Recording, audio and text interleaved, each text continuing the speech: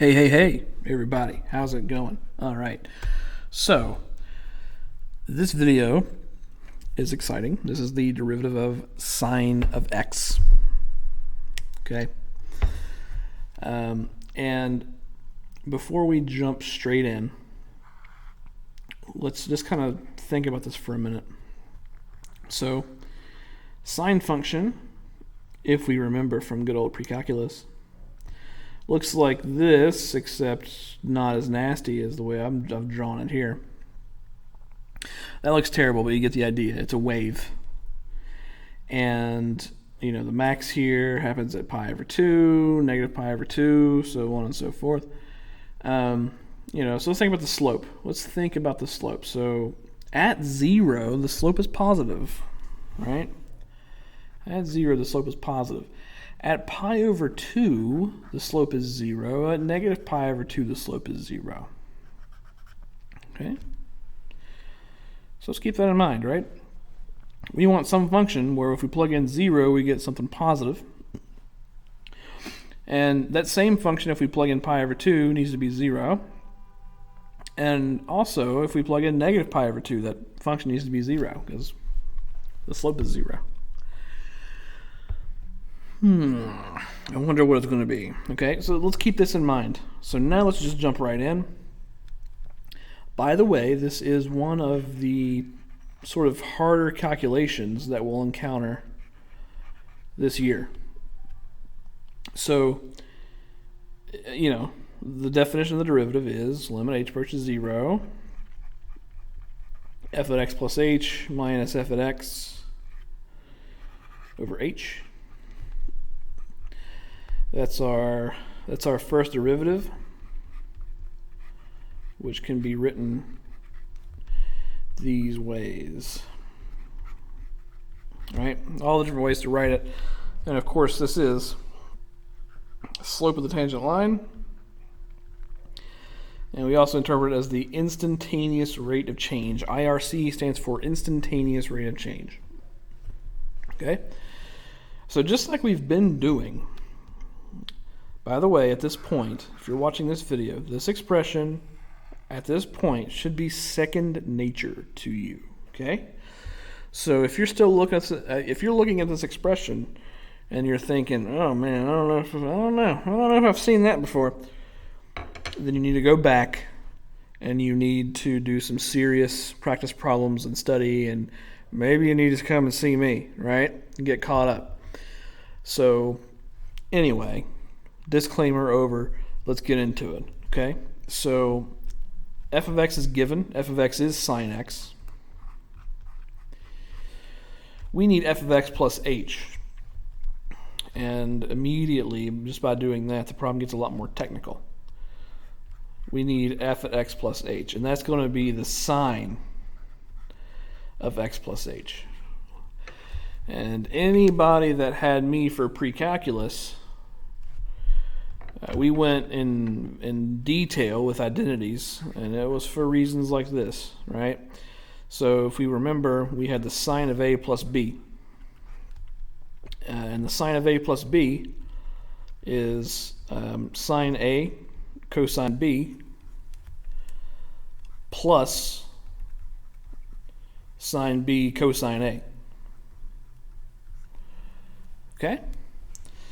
Except instead of a plus b, we have x plus h. That's the only difference. So the sine of x plus h is going to be sine x cosine h plus sine h cosine x. All right, there's sine of x plus h. There's all the pieces. So now we can plug this into the derivative. So let's do it. Right? df dx. Now we're at it that way. Limit h approaches 0. Sine of x plus h minus sine x over h. This is what we are interested in calculating. Okay? So let's do it, right? We're going to get the limit as h approaches 0, and then sine of x plus h, it's right here. Sine x cosine h plus sine h cosine x. Okay, so everything I just wrote is this piece. Okay, so please make sure you're with me on that. Minus sine x, so minus that over h. Okay, now let's keep the goal in mind, right? We want to get rid of this h on the bottom. Okay? And what we're going to use just a couple of facts over and over again. We're going to use this fact. This one.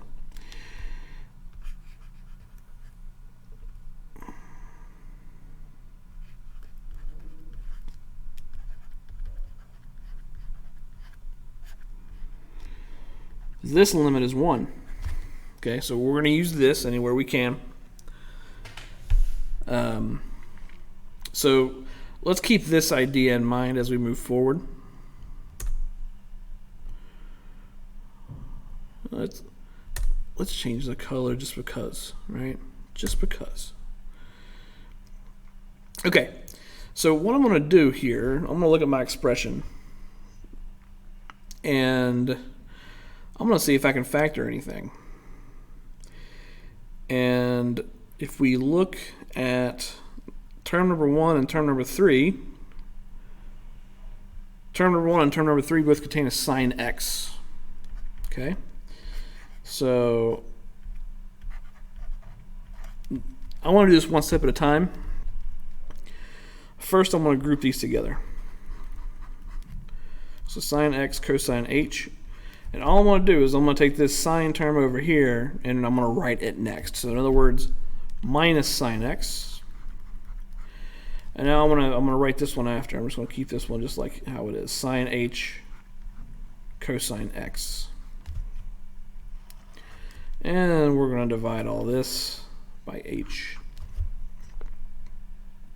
Excellent. Okay.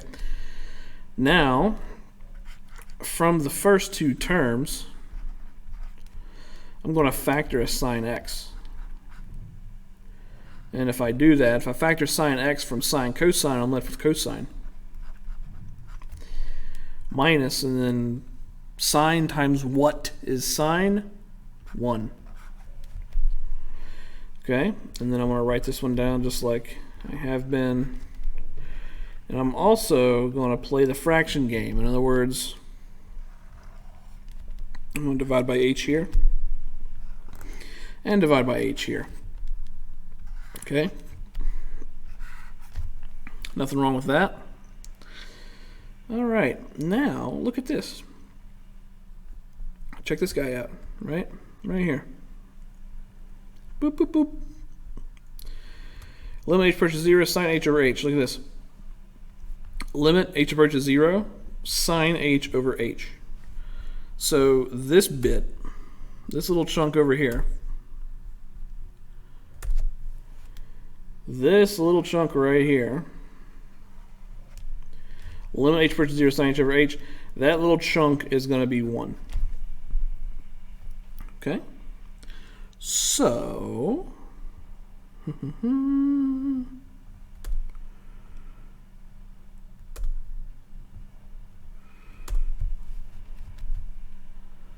colors just because. All right. Limit h approaches 0. And yeah. This one's basically, yeah. This one's going to stay exactly the same for the time being.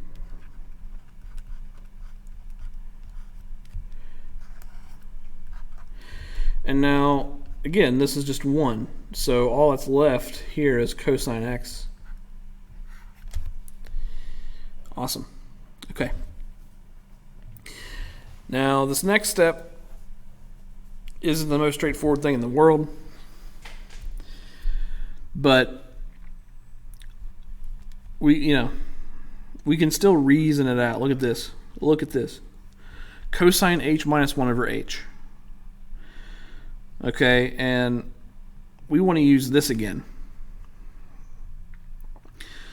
So look at this. What I can, more colors, right? I'm trying to use this.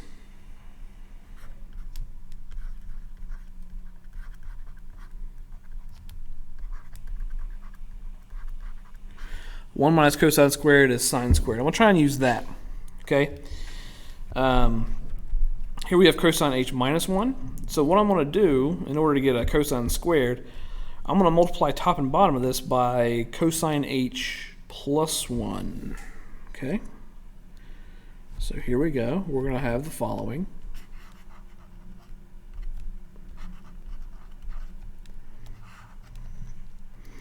We have sine x here.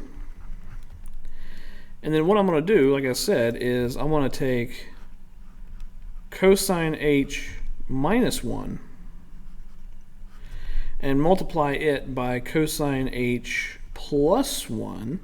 But let's remember, I can only multiply by 1, so I have to multiply by cosine h plus 1 in the denominator as well. And then I have my plus cosine x. There we go.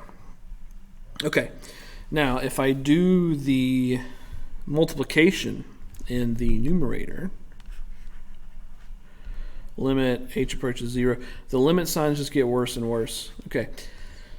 Sine x. And yeah.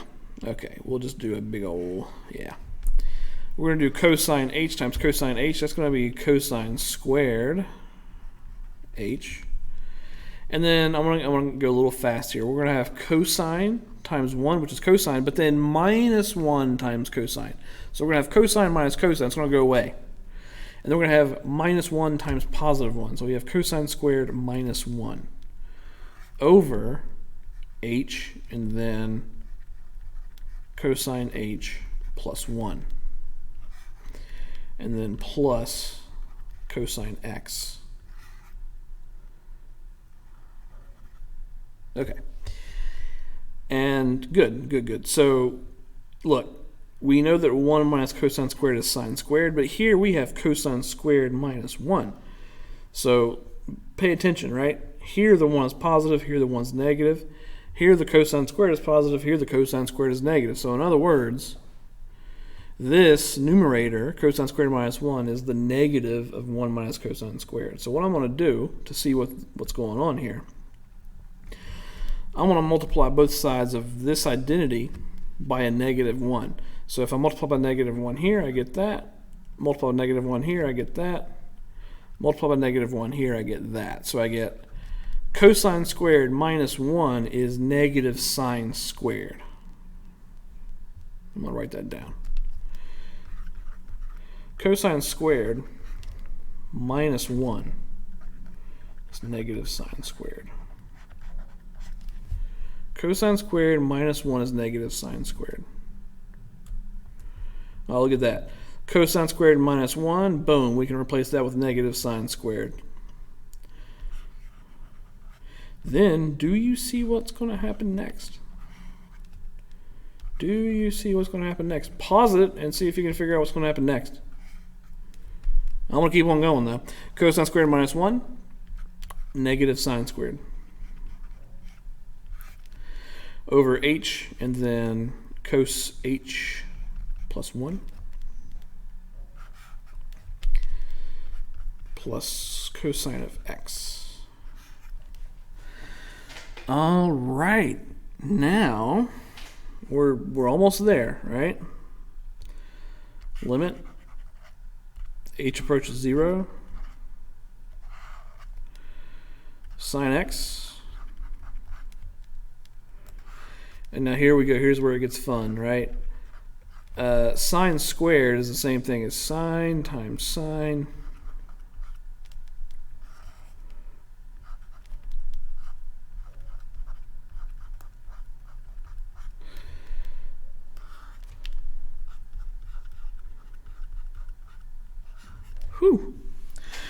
So yeah, so inside this bracket here, we just have a big glob of multiplication and division. And so this piece here, look at this. Sine h over h, limit h approaches 0. That's 1, yeah? So this little thing that I've boxed in, that's a 1. And so we have limit h approaches 0, sine x times, and now we still have this negative. We have negative sine h left over cosine h plus 1 plus cosine x. All right. Voila, right? We got rid of the h in the bottom. And you might say, well, there's an h right here, but it's in a cosine, right? What's the cosine of 0? Hopefully we remember that the cosine of 0 is 1. Okay, so here we go, right? We can actually do it. We get sine x, and then we can plug in 0 now. So we get the negative sine of 0 over, and we need the denominator to not be 0. Cosine 0 plus 1, and then plus cosine of x. So, sine of 0, hopefully we remember, is 0. And then cosine of 0, hopefully remember, is 1, right? So we get this. We get sine x multiplied by 0 over 2 plus cosine x. And what's this going to be, right? That's going to be 0. So we obtain the result cosine x. Okay. Oh, well, look at that. Ran out of space. Perfect. So dy dx equals cosine x if and only if y equals sine x. In other words, the derivative of sine is cosine. And let's remember what we said in the very beginning, right? Cosine of pi over 2 is 0, and the slope at this maximum is also 0. Likewise here, cosine of negative pi over 2 is 0, and the slope of the sine graph here is 0. And we said at the beginning that at x equals 0, the slope here is positive, and we know that the cosine of 0 is 1, which is positive, yeah? So there we go, right? Also, here, f is an alternating or oscillating periodic function. It's going up, down, up, down, up, down, up, down, and it goes through 0 every time that it goes up. I'm sorry. Let me back up. Every time the function oscillates, goes through a period. It goes through a max and it goes through a min, and the slope of these cycles is given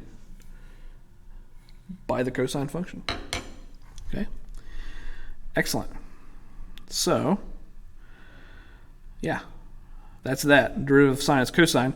I want you guys to go through a similar analysis for the derivative of the cosine function. Okay? And I don't know. Talk to me about extra credit for the other trig functions.